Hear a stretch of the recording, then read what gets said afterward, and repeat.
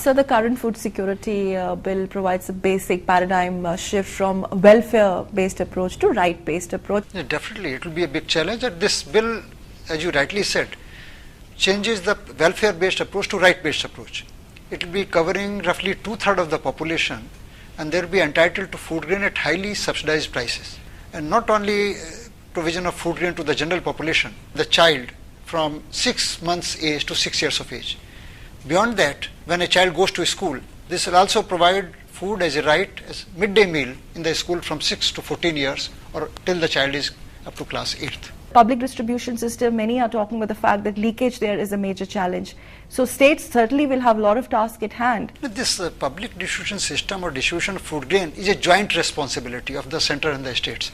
The state has a earmarked part in it. States procures food grain and supplies to the through FCI, and the states have to lift it. Proper identification of beneficiaries, setting up of shops, and making it available. So therefore, it has to be done jointly. Hopefully, when the bill sees the light of the day, the challenges that the center is looking at from the implementation point of view. It will be a huge challenge, having all the infrastructure and a smooth supply by handling of 60, 70 or 80 million tons supply throughout the country smoothly with the network and limitations, then involving the states so that it is distributed, setting up the transparent mechanism, and ultimately benefit to the beneficiary. Definitely it is a huge task, but I feel it can be met with a joint serious effort by center as well as state.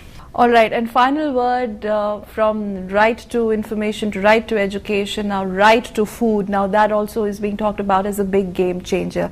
What changes are we looking at? As in the USP, the right-based approach that you started by talking. No, you are right. This bill provides a right-based approach to the beneficiary, and a right which can be enforced.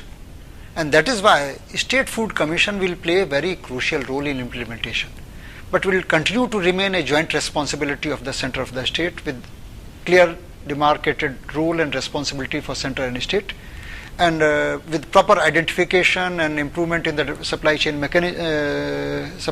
improvement. I hope this bill will be properly implemented and will ultimately benefit the population, the poor people for which it is meant to be. Sir, thank you very much for talking to DD News. Thank you.